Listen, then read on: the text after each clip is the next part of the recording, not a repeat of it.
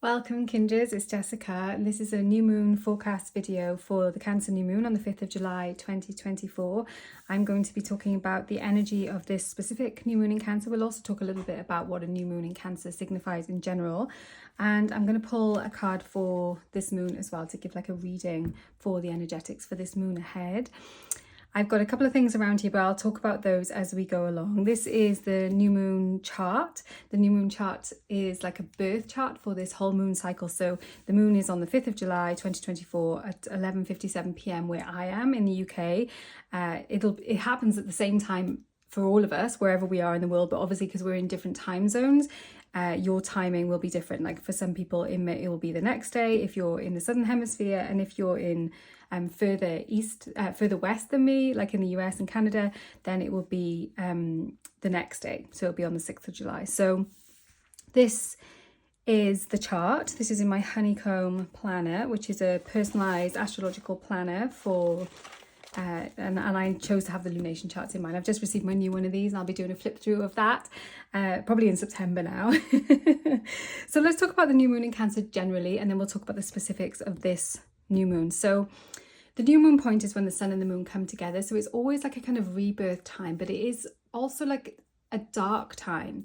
The new moon is the sort of womb of possibility. So when that happens in the sign of Cancer, Cancer is cardinal water, and so it is like the kind of supreme divine feminine sign. I don't know, I suppose you could argue that Taurus also you know, the signs are kind of assigned polarity like that. Like there'll be some signs which are like masculine and some signs which are feminine. I'm putting air quotes if you're watching this, if you're listening rather than watching, because those terms have become kind of problematic in patriarchy.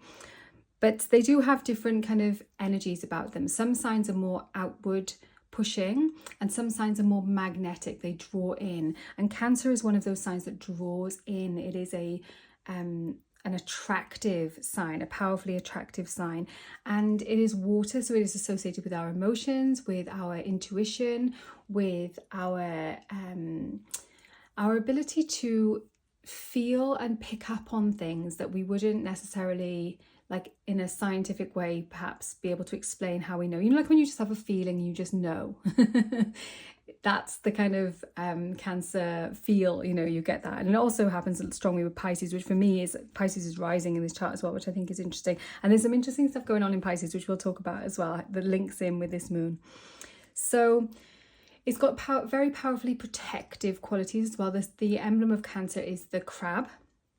And so like when we think of crabs, they've got that kind of protective exterior. They can also pinch, you know, they can protect themselves.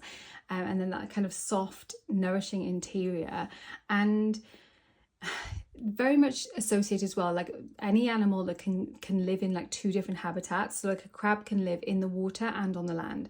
And so when we have signs like that, they kind of got like that sort of duality of habitat. It indicates transformation potential, you know, because it's like we exist in two realms. It's not just like in the mundane realm, it's also in the magical realm.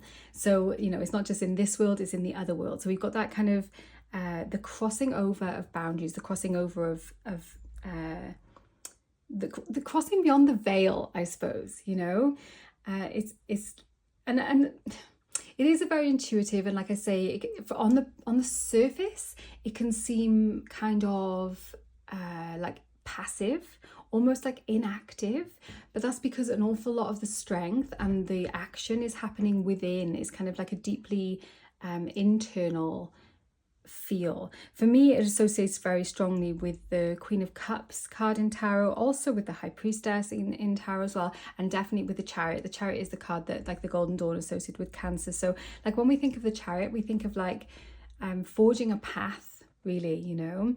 It is very, it's productive in a sense of like very, very fertile, very, very rich, and very imaginative, and like I say, being able to receive information. Cancer is a sign that is ruled by the moon, and so like that gives us lots of information about what this sign means, because it's the only sign that's ruled by the moon. So lots of the signs have got like all of the signs have got planets associated with them, but the sun and the moon only have one sign each. So the sun is associated with Leo, and Cancer is ruled by the moon. So this is the only sign of the moon. And like, what does that mean? The moon goes through phases, it goes through stages, you know, it's naturally associated with magic, with witchcraft, with transformation. And so Cancer, when we have a Cancer new moon, all of these themes are coming into play. If you have strong Cancer in your chart, like if you're Cancer rising or your sun or moon are there, then you will be very in tune with that energy on this new moon especially, but also just generally. For people with more like air and fire signatures in their chart, this new moon can sometimes feel kind of emotional. It can feel kind of moody, and it brings things up. It's like, oh, you know the sort of people who, if you're the sort of person who struggles to connect with your feelings, to kind of like attach with your feelings, then this new moon can bring up these feels. I mean, the whole Cancer season when the sun's in Cancer brings up that, and it can sometimes be like a little bit triggering if you are the sort of person who doesn't like to or doesn't want to kind of engage with those emotions. This new moon in Cancer is like, this is happening, this is true, and it's something that we need to address now. We can't just kind of sweep them under the carpet because we don't feel comfortable there, you know. Which is funny because Cancer is also very much about comfort. It's about nurturing, and so we can use this new moon as well to get comfortable with those difficult feelings. If there's been issues which have been like bothering you and you haven't found a good time to address them, around this new moon in Cancer will be a really good time to do that, because you'll actually feel intuitively more able to hold space for that now. Like I say, it can be emotional, and that is a good thing. You know, our emotions move through us and they help us to find, they give us good information to move where we need to go and move away from what we should be moving away from and towards what is attracting us, what is next for us. So that's kind of the Cancer new moon in general. This specific Cancer new moon is interesting. So we've got the sun and moon here together in Cancer. Obviously, that's what happens at a new moon. We have the sun and the moon together. We've also got Venus very close by with this new moon. I like Venus in Cancer as a beautiful alignment. So Venus is kind of blessing this new moon, adding an even more beauty and making it more to do with kind of like relationships and with interactions with other people. So you might find that you will get all the feels in your relationships around this new moon. And like I said, this new moon is like a birth chart for this whole moon. So this new moon is going to be like the signature energy that is going to be with us until we get to the next new moon, which is on the 4th of August in Leo.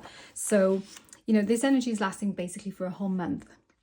So, you know, this information is not just relevant on the day of the new moon. It is like especially relevant on the first day, because sometimes that's when we get the most kind of like, we can feel the shift usually, but it is ongoing through the whole of this cycle.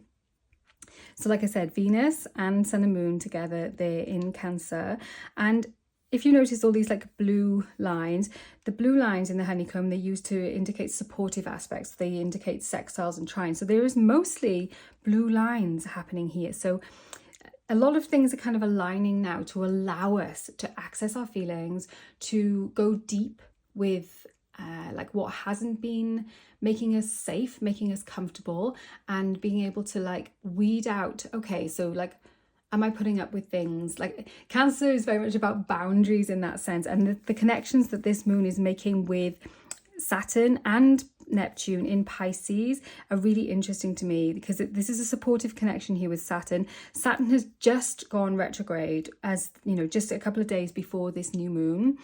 And it's been in Pisces since 2023 and has been, you know, kind of making its way through the sign and is now retrograding back through. So Saturn in Pisces tends to like dissolve boundaries.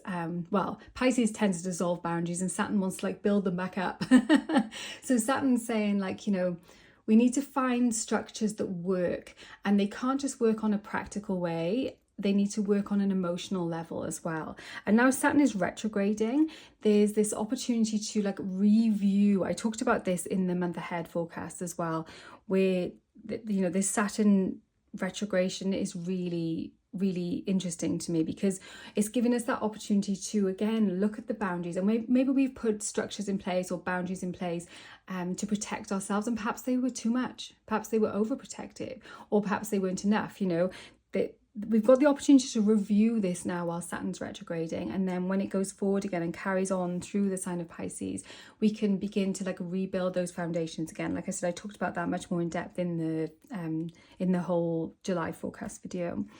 And the other planet that is in Neptune is in Pisces, is Neptune. So Neptune's the modern ruler of Pisces, and those energies are much more harmonious together than Saturn. Saturn and Pisces are like almost, they're very opposite energies. Like Saturn wants to condense things into solid forms, and Pisces wants to like just blend everything with everything else.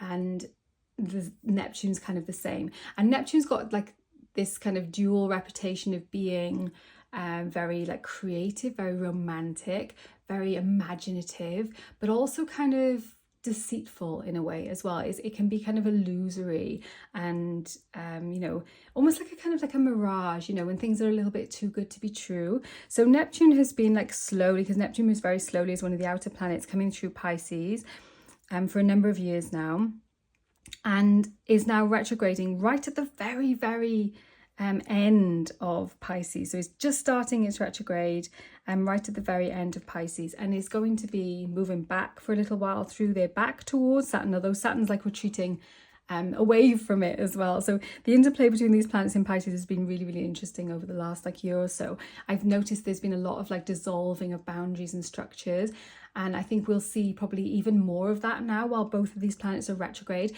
and we'll probably see like more idealism, and we might also see like patterns where we thought things were the case, you know, like thinking about Neptune's connection with like illusion and stuff like that. Like truth may come out now as well, where we'll be like, oh, that we thought that was how that was, but it's not actually, and we need to we need to go over this again and find a more true, more constructive platform to build upon, especially in regards to like our spiritual practice and with our connections with people, you know, like our kind of deep connections with other people as well is very important at this new moon and ongoing. So that is a big signature of this moon. It does mean like this moon will probably have a very dreamy feel to it and quite beautiful feel to it. But just be aware that if something seems too good to be true, sort of sit with it for a while. I wouldn't kind of rush into doing anything or like signing anything or anything like that really around this moon, because there is this sort of strong, when planets station, they're at their strongest really. So yeah, you know, we need to just take a little bit of time to let things clear, and that means in relation to ourselves as well, and with our own like inner work that we're doing, because sometimes we can get really sort of stuck into certain patterns of thinking and things like that, and then we might think, oh, I've had a breakthrough, but actually it might not actually be what it seems, you know, and perhaps there is still more to be peeled back. You know, when we think of that moon going through the different phases, we can always see more, we can see less, you know, there's different phases and stages for everything. So just give yourself like a little bit of time to sit with things. Don't rush into anything with this Cancer new moon, though it's unlikely that there'll be much rushing, because the energy is slow. I talked about this as well in the forecast. This month for July is like everything's slowing down. It'll probably feel a lot slower. If this year has felt like it's been going really fast for you up until now, I think from, you know, July now is going to feel like a different pace, definitely. And then we can see also that this new moon is making connections here as well with Mars and Uranus in Taurus. So Mars is it like kind of grounding, I suppose, in a kind of proactive way in Taurus, and Uranus has also been in Taurus a really long time, and that is kind of like a signature of this moon in a lot of respects, in that quite a few of the patterns that we're seeing are not brand new. Like we are having retrogrades, which is mean we're kind of seeing a different side of these patterns that we've got to know, and I think that is something that will come out around this new moon as well, that we will see, like we might see another perspective on situations that have been happening for a long time, be like, oh, I thought it was this, but it was actually slightly differently nuanced than that. You know, I'm not saying it's like a whole opposite of what we thought, but it's just a slightly different, it's a slight shift, a different interpretation. Pluto has been in Aquarius for a little while now, so we have kind of had a few months to get used to that transition. Obviously, the personal planets move a lot faster, so they're moving quickly all the time. So they are moving into new signs, but we've also had like a month, more than a month now, for us to get used to Jupiter in Gemini as well. So a lot of the patterns are kind of staying the same. Apart from, like I said, those retrogrades, which are making us have this opportunity to kind of deepen in and reassess our kind of thinking, our emotions, our connections with things. Yeah.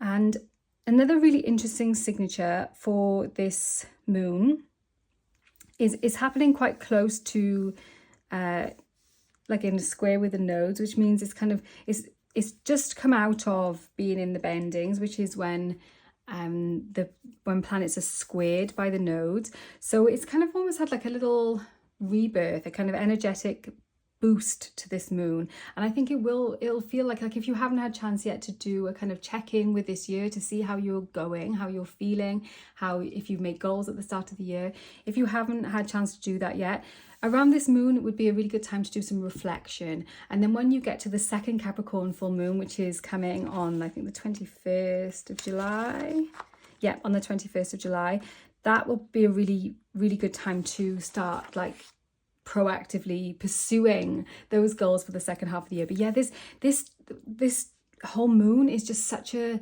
intuitive time. It's a time for really receiving deep messages. If you can slow down and match the pace of what is going on here, and if you can kind of just allow, there's a lot of allowing, of attracting answers rather than kind of trying to force our way into finding solutions and answers, to sit and allow them to come to us, which is like as someone with a lot of Gemini, I find that frustrating sometimes. I don't know how you feel with it, but it's a different method, and it is something that if we can get good at it, is something that's so powerful. It's so powerful. Just allow the answers to come to you, allow them to be revealed, and don't have to rush into things. We can take time to let them percolate, to see, like, does this feel good to me? Does this feel safe to me? And when I say safe, I'm not talking about like comfort zone safe, because that's also not healthy. Like when we're too withdrawn into our own comfort zone, that we are actually trapped rather than being comfortable. It's more about having that underlying sense of safety that so much of us just don't have, because, mainly because the world is not safe in lots of ways, and so we have to like really actively cultivate safety for ourselves. So yes, have safety, but don't be like boxing yourself in or cutting yourself off from things as well. It's interesting for me because I'm taking July, this will be my last video now until August, because I'm taking July as a cauldron month, which means I'm going to be taking that time to withdraw, to be still. When I was looking at the astrology, I was like, this is going to be a perfect month to do this. It's really just so lovely for receiving messages, and that is what I want to be doing, to just be like kind of sitting there and receiving that information. And talking about receiving messages, another signature of this specific Cancer moon is we've got Mercury opposing Pluto. So like I said, we've had that Pluto in Aquarius signature kind of going on. It is stirring up some activism, stirring up some idealisms, also stirring up pushback from, the powers that be want to hold on to their power. Pluto is very much about power. And when Pluto was in Capricorn, it was about the kind of consolidation of power in a lot of ways, where rich people were getting richer, poor people were getting poorer. Now with Pluto in Aquarius, it's not as polarized as that. We've got this like Pluto death and rebirth cycles happening, and the opportunities for power to be perhaps more equally distributed, perhaps more idealistically distributed. We don't know yet. We've still got many years of this, but what we're seeing is like people kind of the people in power kind of digging their heels in to remain in positions of power. But we're also seeing we will also see challenges to that as well. Interesting in the UK that we are having an election around this moon as well. And it looks very likely that the kind of powers that be currently will be unceremonially toppled from their the position of power at the moment. So yeah, I thought that was really interesting, like looking at that in connection with like current events as well. That is happening opposite Mercury in Leo. So both fixed signs. Mercury is very much about communication, about receiving information. When we have an opposition, it's like a kind of like face off, a head to head. And like Pluto is like the heavyweight in this situation.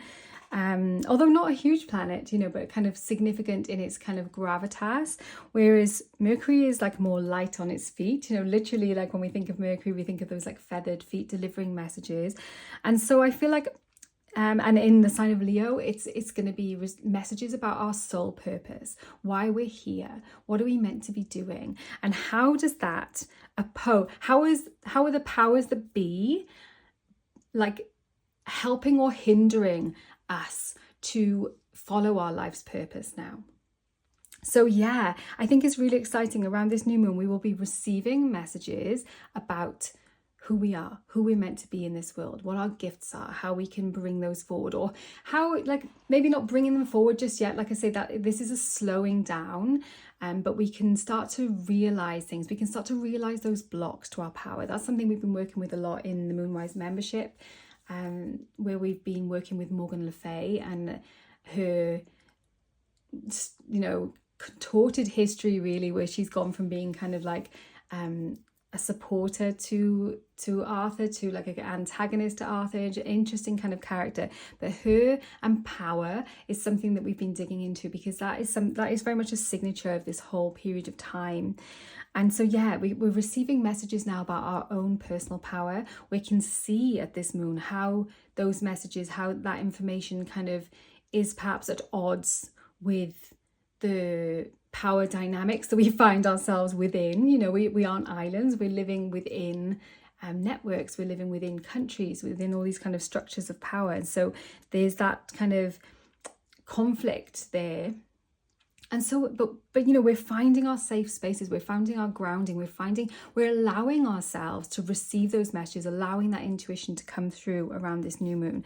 So yeah, it, like, if you have like a divination practice, or if you're into journaling, you know, however you receive messages, this whole period of time from this new moon, but especially around the days, you know, of the new moon and following, such a good time to be pulling cards, to be free writing, you know, to be receiving that information, taking walks as well, watching the news and feeling in your body. Like, I don't watch the news generally, but with this whole opposition going on, I feel like it'd be a good time to just have a check-in. Like, sometimes I find, because I kind of do live in my own kind of like bubble in a lot of ways, I have made that choice as a kind of protection, but also because I want to be able to keep my energy at the kind of vibe and level that it is, so that I can ripple that out into the world. And sometimes when I take in certain media, certain things, and that, like, part of that is my processing cauldron month as well, I want to be able to limit certain things that are coming in. But it's good sometimes now and again to do a kind of like a little barometer check, where you sort of expose yourself to things that can be a little bit triggering, like obviously in a safe way. You know, like I said, Cancer has got those roots of safety just baked into it. But so don't do this if this is something that you like, oh, you know, that sounds triggering straight away. But it might be good to think about why it's triggering. But if, you know, if it's something that's safe for you, can expose yourself to something like a point of view, or like a news story that is upsetting for you, and just like feel that in your body, like where you feel that and how you can like meet it, I suppose, how you can meet it and learn from that. And sometimes we need to learn through this idea of conflict as well. Like, we learn who we are in relation to the people and the systems around us. And so finding ways that we can do that safely and not surrendering our own hearts, you know, is really powerful. Actually, it's a really powerful practice. So yeah, that's something, like a suggestion of something that you can be doing around this new moon. I want to let's talk just a little bit about the card that came out last time at the last new moon, at the Gemini moon. This card of contemplation came out, and I noticed how much it looked like the Strength card as well. And I've been pulling the Strength card quite often in my readings as well through this cycle. even though we were like busy in Gemini season, there has been this like theme of musing, this theme of like getting to deeper truths now. Like this year seems to be about that to me. It's like, it's almost like, and with Neptune going retrograde, perhaps things will get a bit more hazy again. I don't know, but perhaps it'll get clearer. You never really know with Neptune, you know, how it's going to pan out. But it feels to me like we've been living for a long time now, perhaps in a kind of collective imagining of how the world is. And perhaps, just perhaps, it isn't quite like that. Perhaps the stories that we've been receiving or telling about how the world is and what is true about power, what is true about us, is not actually true, or is not actually true now anymore.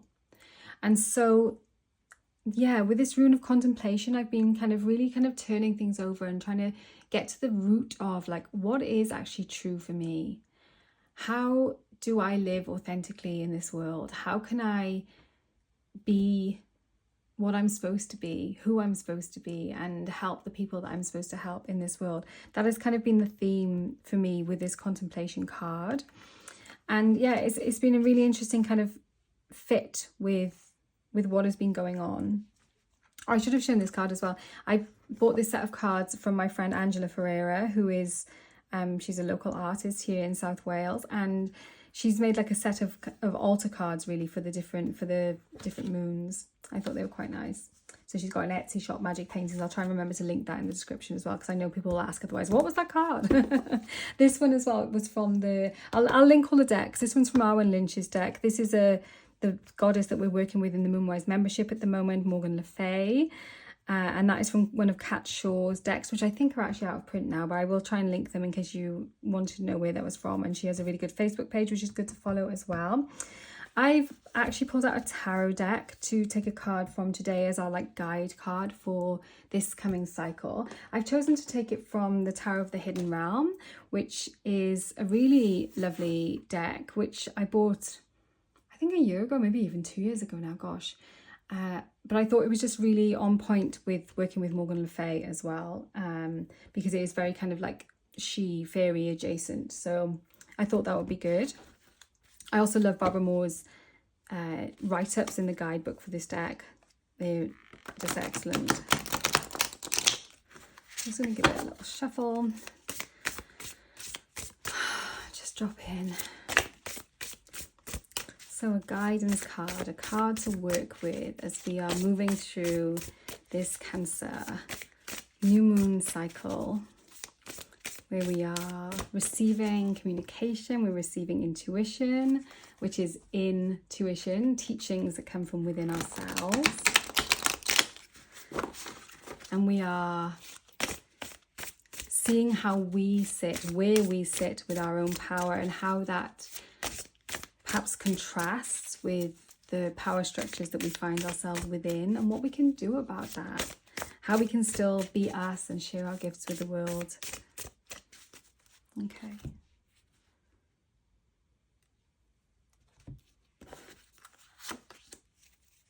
Wow. So this is another card that has been coming up a lot in this year in general, the Eight of Cups. Eights in general, like we are in a strength year, we are in an 8 year, so we have been having this like 8 energy like around us a lot this year. And I don't know about you, but I've been pulling lots of 8s in my personal practice. I've also been seeing that in like, especially in the membership, because people tend to share like pictures of their spreads and stuff that they've been doing, so that's really cool. So we've got 8 of Cups, and down here the cup that is on this card has got the moon phases on it, which, you know, instantly is like tying it in with this Cancer moon.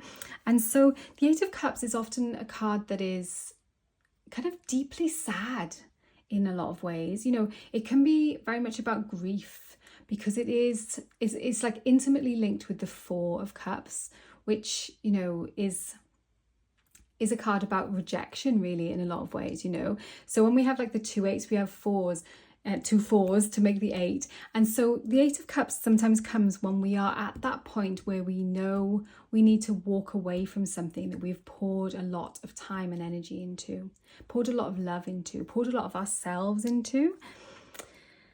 And like the more we pour into a situation, the harder it becomes to walk away from it. I was listening to Sarah Faith Gottesdiener talking about this card, about the 8 of Cups. I'll try and remember to link it. It was on her podcast. I'll try and remember to link that as well, because that's a really interesting listen. Talking about this card at length. So that would be something definitely to do in this moon cycle if you want to kind of understand. And I love her perspectives on the card. She kind of, she just has a lot of really great takes on what these cards mean. Like this specific 8 of Cups, like this guy looks kind of young. He's looking off to the side, which makes me think, like in the classic kind of Rider-Waite-Smith 8 of Cups, there's a figure who's kind of left those cups in like a pyramid shape and is walking off away towards a future, we hope. And like on this card, it looks like this figure is like looking off towards the future, looking away from the cups, the moons, perhaps the sadness that is there previously. And it doesn't always mean, like sometimes this can definitely mean like an end of a relationship when we get this card, but very often for me it's like the end of a feeling situation where, like I talked about this moon being about our stories that we've been telling ourselves and how they may not be true anymore. Well, there's a reason why we tell ourselves those stories, and usually they're to keep us safe. Like I'll tell this story that I am not clever enough or pretty enough or thin enough to do this thing that I want to do. And really underneath that, if I kind of peel that back, is because I don't want to have to put myself out there, And so the 8 of Cups can also be about leaving those beliefs behind. Because like what comes next after the 8 of Cups? We get the 9 of Cups, that beautiful 9 of Cups, the like a wish card, which where our dreams come true. So our dreams come true when we let things go. When we let certain things, certain stories, certain beliefs, certain messages go, we can move towards our dreams. Yeah, so that is something that is happening for us in this moon cycle. I wonder if he's wearing a moonstone there as well. Let's have a look what Barbara Moore says about this as well, because this, like I said, this book is really lovely and has some really nice information in it. Okay, so straight away she's talking about the moon. And we're in like the moon's moon. The new moon of Cancer is like the most moony time you can possibly be in. The moon's light is reduced to a soft glow, her outline obscured by the thick billowing clouds blown about by the strong wind. Interesting as well when we were talking about that, like Neptune retrograde as well, with this outline being obscured. The moon is like there, but we can't see her. It's just a glow. She's hidden, which she is in the new moon, the moon is not visible at the new moon. Chaos reigns in the sky, in the air, and in his heart. His thoughts are tossed about and he feels unsettled, uncertain, as if he's being pushed and pulled in every direction at once. If only the wind would stop, if only he could clearly see the moon, then he would know which way to go. But he doesn't need to see his beloved moon, for even though she's hidden from sight, he's connected to her energy. He wears her stone, a moonstone near his heart. It is only the wind, only his thoughts that are getting in the way. And so he settles himself before his stone basin and contemplates the water within, searching for his sign. Amazing. I was wondering if this was a scrying bowl. I don't think I've pulled this card personally from this deck when I've been doing, I haven't used it loads for personal readings, but I don't think this has ever come out for me. I haven't used it this year. So that might be why, because like I said, all the 8s have been coming out a lot this year. So it's funny that it's come out now. But no, I talked about like messages about divination. I said like if you use tarot, if you do like free writing, obviously there are many. We can do cloud scrying, we can do water scrying. There are many ways of receiving signs, receiving information, and that is, all of those are open to us in this new moon. and contemplates the water within, searching for his sign. He runs his hands lovingly around the outside of the basin, which is carved with images of the moon in all her incarnations, reminding him that by her very nature she is changeable, as we are. Gazing into the water, he sees himself, his life, ever in motion like the moon. He sees his heart beating rhythmically, always true, resonating with the moon, together creating a strange and beautiful dance of steadiness and motion. Deep within, he finds his answer, and thus guided, he takes the first steps into darkness, not knowing his destination, but trusting his inner direction. That couldn't be a more perfect. Inner direction is a perfect keyword for a new moon in Cancer, especially the way this one is aligned, you know. We must follow our inner direction now, not the outer powers that be, our own inner guidance system. Yeah. So divinatory meaning, she says, there are times in life when everything seems fine. Life is stable and you should logically be quite content. There's nothing wrong, nothing that you can put your finger on. Yet in your heart, you know that something is missing. The Eight of Cups marks such a time. It tells you to quiet your thoughts, for you will not puzzle this out logically. This is not a head game. This is a heart game, an intuition game, a feeling game. The call comes from your heart. It is telling you that it is not satisfied, that it yearns for something else. It pushes and pokes you, increasing the unsettled feeling until you pay attention. Under the rational argument that everything is fine, that nothing needs to change, you find the truth.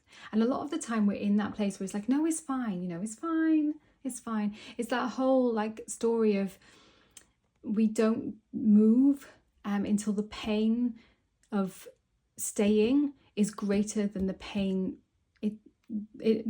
greater than the fear really of moving, you know. What's that amazing quote which is really beautiful? It sort of says that it's like until the risk of blossoming is less than the pain it takes to burst into bloom, or something like that. I'm totally butchering it.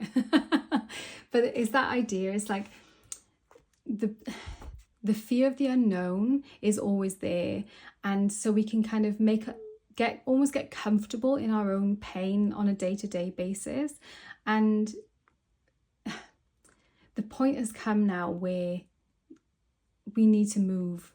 We need to move and not sit on that kind of bed of nails anymore. We need to move towards something that is more expansive for us, more true for us now. Under the rational argument that everything is fine, that nothing needs to change, you will find the truth. You will know what needs changing and in which direction to go to begin your quest. You may not know your destination, but you will know how to begin.